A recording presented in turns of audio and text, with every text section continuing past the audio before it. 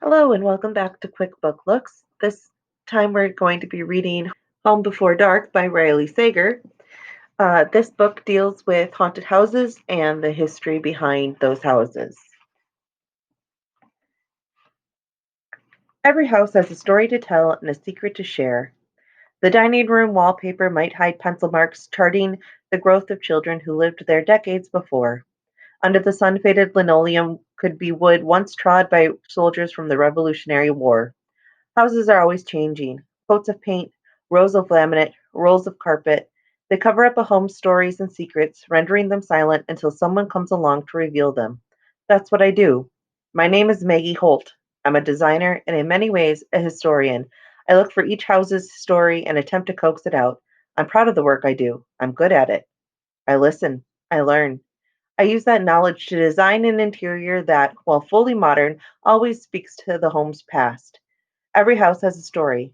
Ours is a ghost story. It's also a lie. And now that yet another person has died within these walls, it's finally time to tell the truth. House of Horrors, a true story. Ewan Hope. Prologue, July 1st. Daddy, you need to check for ghosts. I paused in the doorway of my daughter's bedroom, startled in the way all parents get when their children say something truly confounding. Since Maggie was 5, I suppose I should have been used to it. I wasn't, especially with a request so unexpectedly odd. I do? Yes, Maggie said, insistent. I don't want them in my room. Until that moment, I had no idea my daughter even knew what a ghost was, let alone feared one was occupying her bedroom. More than one, apparently. I noticed her word choice. Them. I blamed this new development on the house. We had been in Bainbury Hall almost a week by then, ample time to have noted its eccentricities, but not long enough to have gotten used to them. The sudden shifting of the walls, the noises in the night, a ceiling fan that, when it spun at full speed, sounded like the clicking of teeth. Maggie, as sensitive as any girl her age, was clearly having trouble adjusting to it. At bedtime the night before, she'd asked me when we'd be returning to our old home, a sad and dim two-bedroom apartment in Burlington. Now there were ghosts to contend with. I suppose it can't hurt, I said, humoring her. What should I look for? Where should I look first? Under the bed. No surprise there. I had had the same fear when I was Maggie's age, certain something awful hid in the darkness inches below where I slept. I dropped to my hands and knees and took a quick glance under the bed. All that lurked there was a thin coat of dust and a single pink sock. All clear, I announced. Where next? The closet, Maggie said.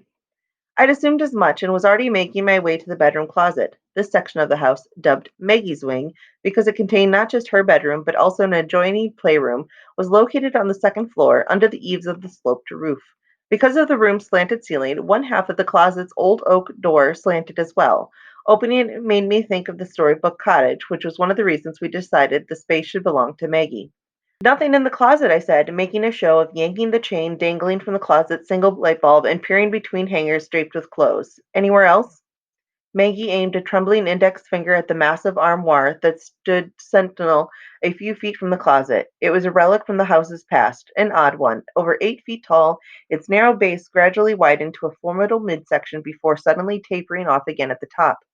Crowning it were carvings of cherubs, birds, and strands of ivy that climbed the corners. I thought that, much like the closet's door, it gave Maggie's room a touch of literary magic.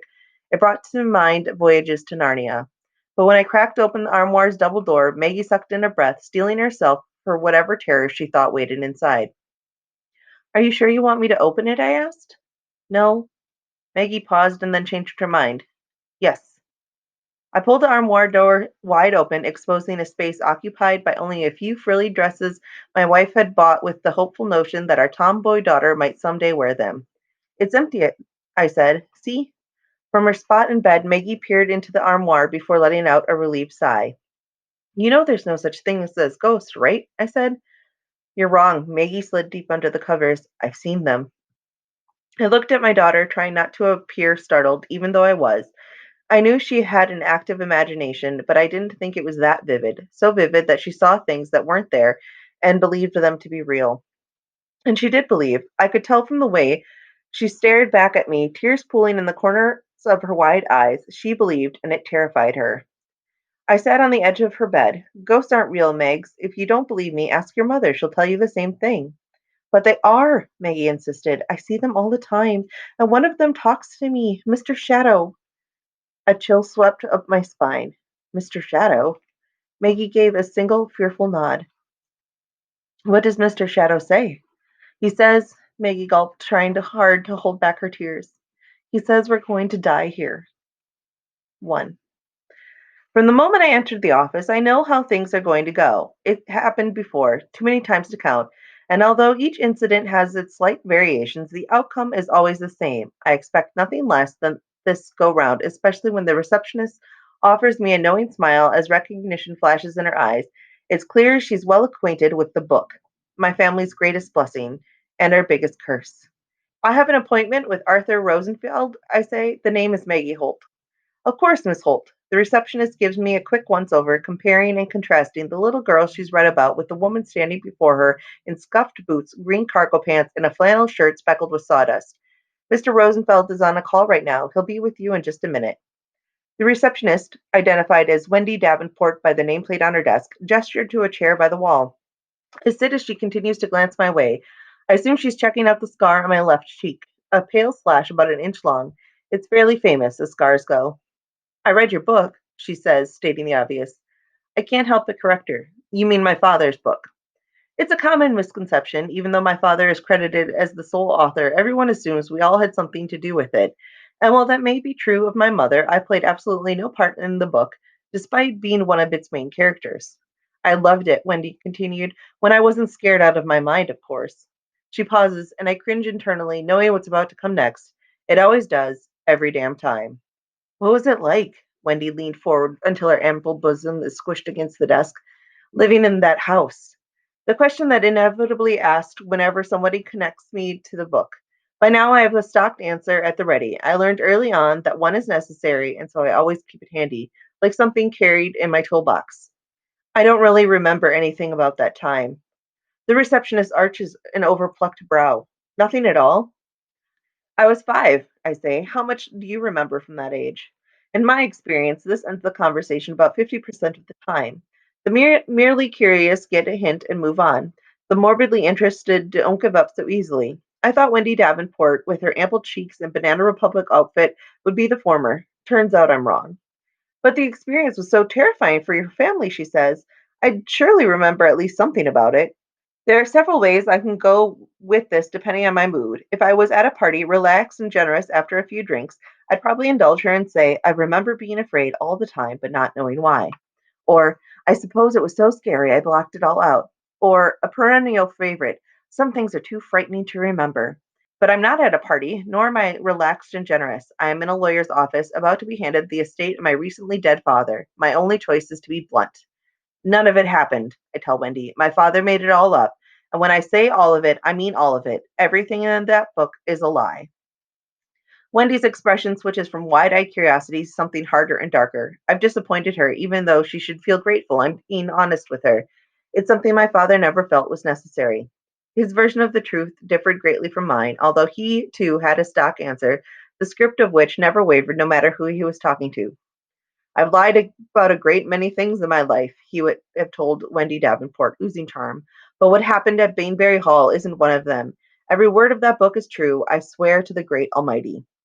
That's in line with the public version of events, which goes something like this. 25 years ago, my family lived in a house named Bainbury Hall, situated just outside the village of Bartley, Vermont. We moved in on June 26th. We fled in the dead of night on July 15th. 20 days. That's how long we lived in that house before we became too terrified to stay a minute longer. It wasn't safe, my father told police. Something was wrong with Bainbury Hall. Unaccountable things had happened there. Dangerous things. The house was, he reluctantly admitted, haunted by a malevolent spirit. We vowed never to return, ever. This admission, detailed in the official police report, was noticed by a reporter for the local newspaper, a glorified pamphlet known as the Bartleby Gazette. The ensuing article, including plenty of quotes from my father, was soon picked up by the state's wire service and found its way into bigger newspapers in larger towns, Burlington and Essex and Colchester. From there, it spread like a pernicious cold, hopping from town to town, city to city, state to state. Roughly 2 weeks after our retreat, an editor in New York called with an offer to tell our story in book form. Since we were living in a motel room that smelled of stale smoke and lemon air freshener, my father jumped at the offer. He wrote the book in a month, turning the motel room's tiny bathroom into a makeshift office. One of my earliest memories is of him seated sideways on the toilet, banging away at a typewriter perched atop the bathroom vanity. The rest is publishing history. Instant bestseller, worldwide phenomenon, the most popular real life account of the paranormal since the Amityville horror. For a time, Bainbury Hall was the most famous house in America. Magazines wrote about it, news shows did reports on it. Tourists gathered outside the estate's wrought iron gate, angling for a glimpse of the rooftop or a glint of sunlight bouncing off the windows. It even made the New Yorker in a cartoon that ran 2 months after the book hit stores. It showed a couple standing with their realtor outside a dilapidated house. We love it, the wife said, but is it haunted enough for a book deal? As for me and my family, well, we were everywhere. In People magazine, the three of us looking somber in front of a house we refused to enter. In time, my father seated in a veil of shadow, giving him a distinctively sinister look. On TV, my parents being either coddled or interrogated, depending on the interviewer. Right now, anyone can go to YouTube and watch a clip of us being interviewed on 60 Minutes. There we are, a picture perfect family. My father, shaggy but handsome, sporting the kind of beard that wouldn't come back in style until a decade later. My mother, pretty but looking slightly severe, the tightness of the corners of her mouth hinting that she's not completely on board with the situation. Then there's me, frilly blue dress, patent leather shoes, a black headband, and very regrettable bangs. I didn't say much during the interview. I merely nodded or shook my head or acted shy by shrinking close to my mother. I think my only words during the entire segment were, I was scared, even though I can't remember being scared. I can't remember anything about our 20 days at Bainbury Hall. What I do recall is colored by what's in the book. Instead of memories, I have excerpts. It's like looking at a photograph of a photograph. The framing is off. The colors are dulled. The image is slightly dark. Murky. That's the perfect word to describe our time at Bainbury Hall. It should come at no surprise that many people doubt my father's story. Yes, there are those like Wendy Davenport who think that the book is real. They believe or want to believe that our time at Bainbury Hall unfolded exactly the way my father described it, but thousands more adamantly think it was all a hoax. I've seen all the websites and Reddit threads debunking the book. I've read all the theories. Most of them surmise my parents quickly realized they bought more house than they could afford and needed an excuse to get out of it. Others suggested they were con artists who purposely bought a house where something tragic happened in order to exploit it. The theory I'm even less inclined to believe is that my parents, knowingly they had a money pit on their hands, wanted some way to increase the house's value when it came time to sell. Rather than spend a fortune on renovations, they decided to give Bainbury Hall something else, a reputation. It's not that easy. Houses that have been deemed haunted decrease in value either because prospective buyers are afraid to live there or because they just don't want to deal with the notoriety. I still don't know the real reason we left so suddenly. My parents refused to tell me. Maybe they really were afraid to stay. Maybe they truly and completely feared for their lives. But I know it wasn't because Bainbury Hall was haunted. The big reason, of course, being that there's no such thing as ghosts. Sure, plenty of people believe in them, but people will believe anything that Santa Claus is real, that we didn't land on the moon, that Michael Jackson is alive and well and dealing blackjack in Las Vegas. I believe science, which has concluded that when we die, we die. Our souls don't stay behind, linger like stray cats until someone notices us. We don't become shadow versions of ourselves. We don't haunt. My complete lack of memories about Bainbury Hall is another reason why I think the book is bullshit. Wendy Davenport was right to assume an experience that terrifying would leave some dark mark on my memory. I think I would have remembered being hauled to the ceiling by an invisible force, as the book claims. I'd have I would have remembered being choked so hard by something that it left handprints on my neck. I would have remembered Mr. Shadow. That I don't recall any of this means only one thing: none of it happened. Yet the book has followed me for most of my life. I've always been the freaky girl who once lived in a haunted house. In grade school, I was an outcast and therefore had to be avoided at all costs. In high school, I was still an outcast, but only by then I was somehow cool, which made me the most reluctantly popular girl in my class. Then came college when I thought things would change as if being away from my parents would somehow extricate me from the book. Instead, I was treated as a curiosity, not shunned exactly, but either befriended warily or studied from afar. Dating sucked. Most boys wouldn't come near me. The majority of those who did were House of Horror fanboys, more interested in Bainbury Hall than me. If a potential boyfriend showed an ounce of excitement about meeting my father, I knew the score. Now I treated any potential friend or lover with a hearty dose of skepticism.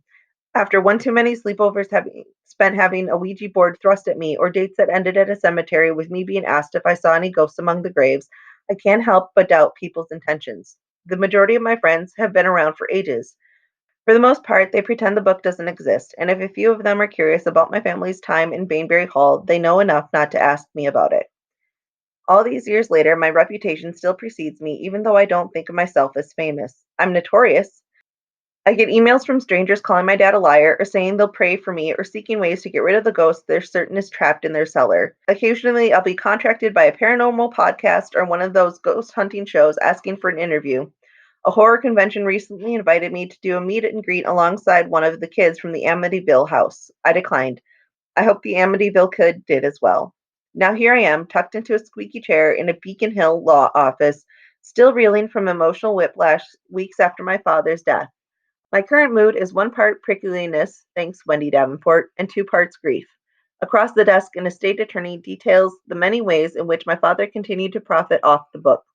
Sales had continued at an agreeably modest pace, with an annual spike in the weeks leading up to Halloween. Hollywood has continued to call on a semi-regular basis, most recently with an option that my father never bothered to tell me about to turn it into a TV series. Your father was very smart with his money, Arthur Rosenfeld said.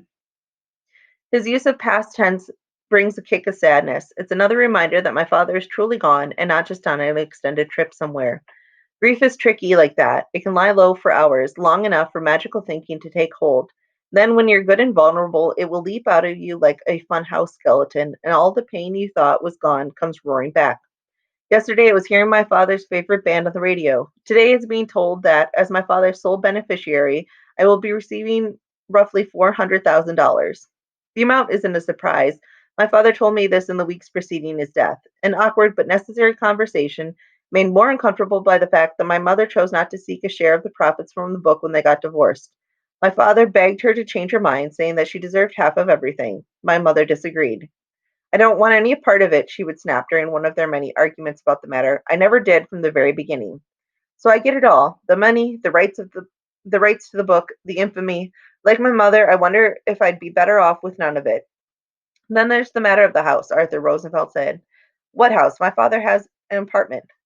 Bainbury Hall, of course. Surprise jolts my body. The chair I'm in squeaks.